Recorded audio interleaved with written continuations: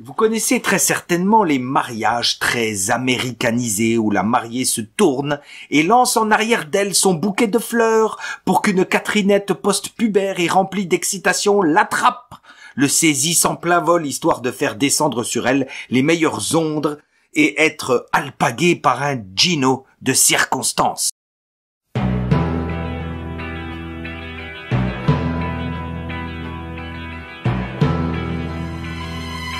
Mesdames, mesdemoiselles et messieurs, bienvenue, le livre est une arme. Chronique 71B, chose promise, chose due. Celle-ci, toujours sur le même thème, portera sur un livre datant de 2007 intitulé Pâques de sang de Ariel Toaf, historien israélien spécialiste de l'histoire de la communauté organisée en Italie. Fils du grand rabbin de Rome, converti d'ailleurs au catholicisme après la Deuxième Guerre mondiale. Donc en fait, l'essayiste s'intéresse au procès de Simon de Trente dont il compulsera tous les procès-verbaux et autres témoignages, procès qui eut lieu en 1475. Cette tragédie, c'est celle d'un petit garçon devenu martyr jusqu'à Vatican II, c'est-à-dire pendant près de 5 siècles. Un enfant de 2 ans, Simon Unverdorben, disparu à la Pâque pharisienne, c'est-à-dire à Pourim, en 1472, je crois, de mémoire, pardon. Quelques jours plus tard, le corps est retrouvé dans un canal sous la maison du pharisien Samuel. L'enfant avait été torturé et crucifié, avec notamment des actes de cannibalisme signalés impliquant un responsable de la synagogue. L'auteur Ariel Toaf a donc réalisé un minutieux travail historique parmi les archives européennes pour démontrer et expliquer ces pratiques rituelles. Si la chronique 72A vous expliquait le mode opératoire, la 71B, elle, vous exposera les causes identifiées et les buts recherchés. Allez, Jean-Pierre Mariel. J'ai marché en pensant à la France. La pauvre. Essentiel, nous voilà. Alors ne tournons pas autour du pot, entrons dans l'antre du diable. Pourquoi les mammonistes sont-ils attirés par le sang ? Au Moyen-Âge, des convertis ont expliqué en détail la pratique de la circoncision au sein de la communauté de Lumière. C'est ainsi que nous apprîmes qu'ils étaient friands, qu'ils étaient demandeurs, je ne sais pas trop comment le dire, bref, qu'ils avaient comme tradition d'utiliser le sang en poudre des jeunes chrétiens pour soigner la blessure héritée de la circoncision. À cela s'ajoutent les textes de la Kabbale ou encore du Ségilot. Le Ségilot, c'est une sorte de manuel des médicaments destinés aux pharisiens, qui affirme avec véhémence le pouvoir hémostatique et astringent du sang de jeunes sur une blessure, héritage de prescriptions anciennes et transmises de génération en génération. Bref, l'auteur cite plusieurs passages de vieux livres communautaires qui ne laissent aucune place au doute. Alchimistes et kabbalistes s'accordaient sur les bienfaits de cette pratique, répandre du sang séché sur des plaies. D'ailleurs, apparemment, il l'utilisait aussi pour d'autres blessures, comme les saignements de nez, les règles trop abondantes ou encore les hémorroïdes ouvertes.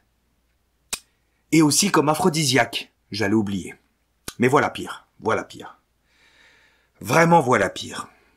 Oui, vous verrez dans cette chronique que l'horreur se mêle souvent assez aisément avec la loufoquerie. Voilà pire. Vous connaissez très certainement les mariages très américanisés où la mariée se tourne et lance en arrière d'elle son bouquet de fleurs pour qu'une Catherinette post-pubère et remplie d'excitation l'attrape, le saisisse en plein vol histoire de faire descendre sur elle les meilleures ondes et être alpaguée par un Gino de circonstance. Oui, assurément, vous connaissez tous cette tradition très cuculapreline.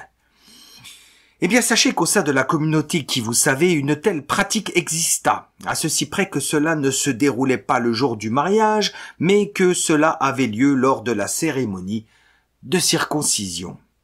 Avez-vous deviné? Non? Eh bien, le prépuce avait remplacé le bouquet et l'heureuse gagnante, paraît-il, s'empressait de dévorer le morceau de chair comme un trophée arraché de haute lutte dans une hystérie totale et collective et dans ce que nous pourrions appeler un cannibalisme magique destiné à provoquer la fécondité. Les kabbalistes nord-africains, Azoulay et Ohana, ne tarissaient pas d'éloges sur les résultats censément obtenus après cette bouchée gustative. Mais revenons au sang. Certes, des rabbins se défendirent et prétendirent qu'il leur était interdit de consommer du sang, histoire de contrecarrer les diverses accusations, ici et là, dans toute l'Europe. Seulement le Ségilot, encore une fois, prône par exemple l'utilisation du sang séché de poulet pour soigner les règles abondantes ou le sang de lapin pour les femmes stériles, ou encore le sang séché d'une vierge mélangé à du vin pour soigner les crises d'épilepsie. Il était même de coutume que l'homme, épris d'une femme, devait trouver le moyen de lui faire boire un peu de son propre sang séché tiré du petit doigt de sa main droite pour la rendre amoureuse au premier regard. Au procès de Trente qui suivit le meurtre rituel au XVe siècle du petit Simon, les femmes mammonistes, présentes, reconnaissaient l'aspect bénéfique du sang d'un enfant pour éviter les fausses couches. Donc, et cela d'ailleurs Israël Wolfgang le confirma, l'explication trouve sa source dans la dualité toute pharisienne. L'interdiction stricte de n'injecter aucun sang humain ne tenait que pour les circoncis entre eux, mais c'était recommandé quand ce sang provenait des chrétiens, notamment les enfants, et notamment à Pâques. En clair, une coutume s'est imposée depuis des siècles dans la communauté de lumière, ingurgiter du sang d'enfants, et ce, dans divers buts. Un commerce est né. Le sang d'enfant s'échangeait sous le manteau. Les revendeurs étaient munis de permis rabbiniques écrits comme gage de l'authenticité du produit. Certains gentils avaient même tenté de leur revendre à prix d'or du sang d'animal et furent condamnés. Prolongeons notre plongée dans l'horreur en évoquant le rituel de la crucifixion. La première histoire connue est intervenue à Norwich. Le jeune Guillaume, 12 ans, acheté par un membre de la communauté, est victime d'un crime rituel atroce le 22 mars 1144. Un homme du nom de Thomas Monmouth mena une minutieuse enquête, recueillit de nombreux témoignages, le serviteur qui a vu la scène, mais aussi celui d'un pharisien converti, Théobald de Cambridge, devenu moine entre-temps. Et l'on apprit ainsi que les pharisiens croyaient pouvoir se rapprocher de la rédemption et retourner en terre promise s'ils sacrifiaient chaque année un enfant chrétien en signe de mépris envers le Christ. Nous le verrons dans Au-delà du livre de manière plus précise. En ce sens, chaque année, les rabbins les plus influents se réunissaient à Narbonne pour tirer au sort le nom du lieu qui accueillerait le rituel de la crucifixion chaque année. Un peu comme une Coupe d'Europe. Et ces meurtres se répandirent dans toute l'Angleterre. Gloucester en 1169, Bury en 1183, Winchester en 1182, Norwich de Rechef en 1235, Londres 1244, etc. À chaque fois, ces rituels eurent lieu durant la Pâque pharisienne. À Lincoln, en 1255, la victime fut le petit Hugh. La petite ville fut le théâtre d'une arrivée massive de pharisiens pour le mariage de la fille du grand rabbi Bénédicte. Les pharisiens emprisonnés se mirent à table. Les langues se délièrent. Le petit Hugues avait bien été sacrifié dans une cérémonie macabre en se transformant en martyr, au mépris de la passion du Christ. Le crime rituel du petit Adam à Bristol à la fin du XIIIe siècle surpasse l'immonde. Je crois que tout ne peut pas être raconté. J'allais dire malheureusement, mais on ne peut pas. Bref, les abominations ne furent cependant pas cantonnées à la Grande-Bretagne. La France et l'Espagne, deux royaumes abritant une forte communauté de qui vous savez, y avaient droit, elles aussi. En France, sous le règne de Louis VII, un enfant prénommé Richard fut crucifié en 1179 à Pontoise. Mais la crucifixion la plus célèbre, si je puis dire, resta celle de Blois, commise en 1171. Les vengeances et les répercussions furent absolument implacables. 32 communautaires brûlés vifs. En Allemagne, en 1199, des pharisiens furent condamnés pour un meurtre de ce type proche de Cologne. Même chose à Magonza en 1187 ou à Spira en 1195. Les quartiers pharisiens furent saccagés à chaque fois. La population avait la rage. Le rabbin Isaac Ben Asher fut lynché, littéralement. Les synagogues brûlées, les rouleaux de la Torah jetés dans le Rhin. En 1197, à Neuss, cela recommença. Un communautaire trancha la gorge d'une petite fille chrétienne. Même réponse de la part de la population avide de justice. Dans les annales de la ville d'Erfurt, nous apprenons que les kabbalistes, en 1235, tuèrent les 5 fils d'un meunier, puis en recueillirent le sang dans des sacs cirés. C'était à Fulda, plus précisément. Et là, nous avions un nouveau mobile, la consommation de sang. À Noël, cette fois. Et non à Pâques, comme l'a révélé la commission d'enquête diligentée par l'empereur Frédéric II. Oui, imaginez si un empereur crée une enquête que nous pourrions appeler aujourd'hui une enquête d'État. C'est que il n'avait pas de temps à perdre, comprenez-moi, Frédéric II. Donc s'il a lancé ça, vous imaginez bien. Les accusations de meurtre se généralisèrent un peu partout. À Baden, à Troyes, à Chinon, à Prague, à Munich, en 1285, où 200 pharisiens furent brûlés dans la synagogue après avoir soudoyé une mendiante pour enlever un garçon pour eux. Les accusations de l'utilisation du sang à des fins rituelles à Pâques se généralisèrent elles aussi. En 1293 dans le sud de l'Autriche, en 1332 à Baden, en 1442 à Linz, où la petite Orsa, elle s'appelait, avait été enlevée par une mendiante, encore une fois pour la communauté. Enfin, plusieurs garçons devinrent des objets de vénération par les populations locales suite à leur sacrifice par les kabbalistes. Pensons ici à Letta et Michel, 2 frères tués à Chambéry, à proximité du quartier qui, vous savez, les accusés présumés furent acquittés. Pensons à Werner, 14 ans, garçon allemand torturé à mort pendant 3 jours, puis jeté dans le fleuve. Le garçon avait été pendu par les pieds pour le forcer à vomir l'hostie qu'il avait ingurgitée à l'église. Ils l'ont attrapé au moment où il sortait de l'église, ou peu de temps après. Au XVIe siècle, Werner devint le saint patron des vignerons de la région Rhénanie. Pensons aussi à Rudolf de Berne, torturé en 1294 et décapité dans le sous-sol d'un palais d'un riche pharisien à Pâques, puis crucifié et vidé de son sang. Mais revenons au procès de Trente, puisque c'est ce que notre essayiste, notre pamphlétaire maîtrise le mieux. Des aveux absolument sordides y furent arrachés sous la torture, notamment en ce qui concerne le séder à la Pâque pharisienne. L'auteur cherche donc à démêler le faux du vrai, l'exagéré du réel. À Pâques donc, pour ces communautaires, la lecture de la Haggadah demeure une coutume impérieuse durant laquelle l'on égrène les 10 plaies d'Égypte. Cependant, avec le temps, cette malédiction contre les Égyptiens s'est transformée en invective, en haine contre les autres nations, principalement les chrétiens. On souhaite que les dites malédictions frappent les ennemis, comprendre les chrétiens, comme le révèle le rabbin Segal.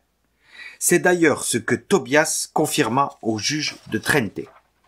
En France et en Allemagne surtout, les malédictions jetées à l'attention des gentils au moment de ce repas de Pâques sont virulentes, absolument violentes. Vomis ta colère sur les nations qui refusent de te reconnaître, fais-les périr sous le ciel divin, demande-t-il à leur Dieu Yahvé. La coutume morbide existera plus tard à Venise au XVIIe siècle. On en trouvera traces et témoignages, ce qui atteste donc de la véracité des dires lors du procès de Trente. Voilà pour le volet, on va dire, philosophique du repas. Entrons maintenant dans les détails techniques nauséeux. Oui, parce que apparemment le sang chrétien séché serait mélangé à la pâte du pain consommé durant cette fête, le chimourim, un pain sans levain. Et là, les témoignages historiques rapportés par l'auteur défraient la chronique. En France, en Allemagne, en Autriche, en Italie, tous les accusés de Trente le reconnurent. Nous apprenons aussi que quelques gouttes de ce sang chrétien sont diluées dans le vin, remuées avec le doigt du chef de famille qui ensuite asperge la table et la nourriture et prononce les fameuses malédictions. Ceci est le sang d'un enfant chrétien, se veut une formule transmise oralement de génération en génération lors de ce repas. Les juges italiens se trouvèrent donc quelque peu perdus devant toutes ces révélations dans un incompréhensible hébreu matiné de fort accent germanique. Il est assez évident qu'ils ne purent inventer de telles formules liturgiques que de toute façon nous retrouverons plus tard et ailleurs en Europe. C'est une preuve assez indéniable. Mais d'où cela venait ? D'où venait cette coutume médiévale respectée par chaque père de famille pharisien? Certainement du Talmud, selon Samuel de Nuremberg. Le sang d'un chrétien serait bénéfique par le salut des âmes, pour le salut des âmes, s'il est utilisé en signe de mépris pour la religion chrétienne. C'est donc une sorte de contre-rituel transmis oralement et secrètement par les rabbins et qui est resté confiné au monde hermétique ashkénaze orthodoxe médiéval. D'ailleurs, ce sont ces mêmes pharisiens ashkénazes copistes qui écrivirent le livre antichrétien par excellence, le fameux Toledot Yeshu, littéralement les histoires de Jésus, sorte de pamphlet diffamatoire contre Jésus et la Vierge Marie, mais qui se doit de rester secret. Le culte du secret chez eux, c'est un réflexe. Outre le rituel macabre, les actes posés par la communauté qui, vous savez, s'accompagnent toujours de moqueries, d'obscénités ou de haine antichrétienne. Le petit Simon, sacrifié à Trente, n'était plus un enfant pendant le rite. Il aurait perdu son identité en quelque sorte pour incarner Jésus crucifié et pendu.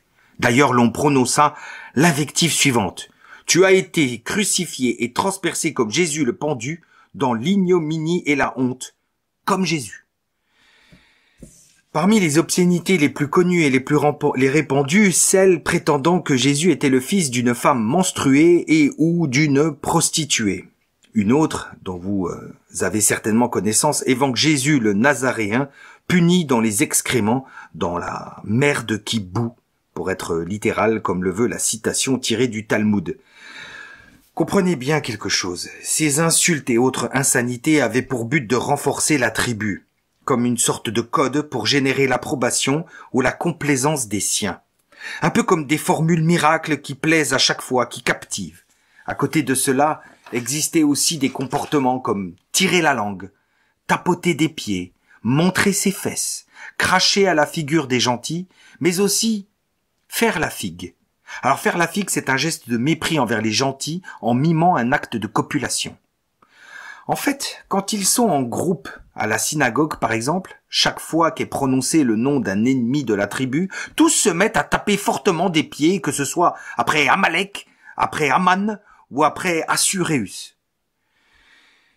D'ailleurs, le petit Simon fut traité comme tel, lui dont le cadavre fut giflé, et sur lequel Samuel de Nuremberg a craché, d'après plusieurs témoignages. Il n'était pas le seul, d'ailleurs, évidemment, en ce jour-là de Shabbat. Tous pratiquèrent des obscénités indicibles et incompréhensibles pour tout esprit un tant soit peu cartésien, chacun cherchant à surpasser le précédent, même les femmes. Tout cela ressemblait au rite kabbalistique du kapelot, c'est-à-dire le jeûne de l'expiation, faire tourner un coq blanc autour de sa tête pour qu'il endosse les transgressions comme un transfert de châtiment. Ensuite, on sacrifie le coq qui a reçu les péchés. Eh bien, cela permet de comprendre que l'enfant joue le rôle de réceptacle de la haine, de la vengeance et des insultes dirigées, en réalité, contre Jésus.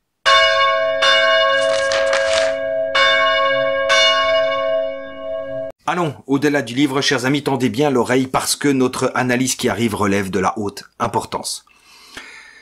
Nous avions affirmé dans notre précédente chronique 71A que le crime rituel pour les étoiles jaunes constituait le tabou absolu. Celui qu'ils ne reconnaîtront absolument jamais. Pourtant, il en existe un autre de tabou absolu, me disais-je en lisant Drummond et Desportes. Un tabou chez eux dont je suis absolument certain. Serait-ce à dire que messieurs Desportes et Drummond avaient tort? Non, car je pense avoir réussi à articuler les deux. Les deux tabous sont liés. L'intouchable interdiction que j'avais remarquée de mon côté, c'est celle de la conversion. De la conversion envers le catholicisme, bien évidemment, vous aviez compris. Cette possibilité, cette voie, cette éventualité provoque chez eux une vraie nervosité, une vraie agressivité. Comment puis-je affirmer cela? Eh bien, tout simplement parce que dans leur palmarès des personnes détestées, dans leur palmarès des gentils, des non-mammonistes, trônent en première place des honnis, les pharisiens convertis, ou les pharisiens adorateurs de Jésus. Même un athée serait moins détesté, serait moins abhorré. Même un catholique tradit serait moins détesté. Mais un converti, non, c'est le pire. C'est logique. C'est logique à tout bien y penser, puisque le talmudisme, qui est la doctrine, la pensée dominante des circoncis d'aujourd'hui, s'est construit en opposition au Christ, en opposition aux circoncis qui l'avaient choisi, lui. Voilà pourquoi nous retrouvons la patte talmudiste derrière toutes les idéologies destinées à éroder le catholicisme. Mais alors, quel lien avec les meurtres rituels? Oui, nous y arrivons. Eh bien, le lien paraît évident.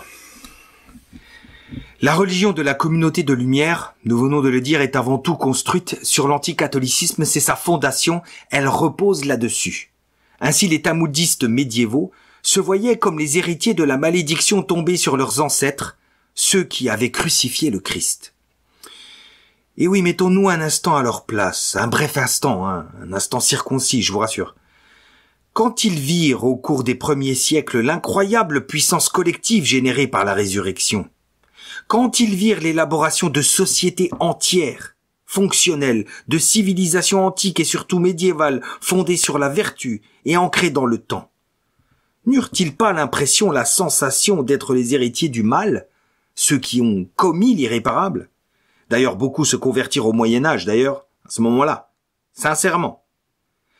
Mais pour tant d'autres, le sang talmudiste était pollué.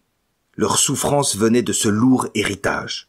La seule thérapie, laver ce sang avec du sang chrétien transfusé dans leur corps. Nicolas Donin, le responsable des bûchers du Talmud en 1242 à Paris, un converti d'ailleurs, avait recueilli des témoignages de pharisiens sur leur lit de mort qui avouaient sans sourciller avoir ingurgité du sang chrétien en liquide ou en poudre pour soigner, on va dire, leurs tourments. C'était, disaient ces personnes, la seule voie, le seul remède. Pour les talmudistes forcenés, ceux qui avaient la nuque raide, ceux qui désiraient rester enfermés dans cette tribu convaincus d'avoir un destin tracé pour eux, par Yahvé, ceux qui donneront naissance plus tard à l'anthropocentrisme et à la pensée humaniste dans tout le monde chrétien, ceux-là donc n'avaient qu'une crainte, mais une crainte incommensurable pour eux, celle d'être convertis. À tel point que cette communauté n'hésitait pas à faire tuer ou à tuer directement ses enfants pour les protéger du baptême. Ces crimes se trouvaient être couverts par les rabbins eux-mêmes, comme à Coblence, en Rhénanie, en 1096, où l'on appela au massacre de leurs propres enfants. C'était un fait des talmudistes allemands, et ce partout où nous pouvions les trouver, comme en Italie du Nord. Assassiner ses propres enfants, les donner en offrande à leur Dieu comme un holocauste des premiers temps, fut une manière pour eux de s'offrir les faveurs de Yahvé. C'est préparer sur terre la future vengeance qui descendra des cieux. Une vengeance contre ces chrétiens idolâtres. À Vienne en 1421, alors que des émeutes grondaient contre les talmudistes qui soutenaient tous les mouvements hussites, le rabbin Nathan Egger fit réunir tous les enfants talmudistes de la ville et ordonna à leur mère de les abattre sans remords si les chrétiens venaient à s'en approcher pour les baptiser. Tous réunis dans la synagogue pour empêcher une éventuelle conversion. Quand on est capable de sacrifier sans sourciller ses propres enfants, que vaut la vie d'un enfant chrétien détesté à côté de cela? Que jamais ne sorte de France la gloire qui s'y est arrêtée.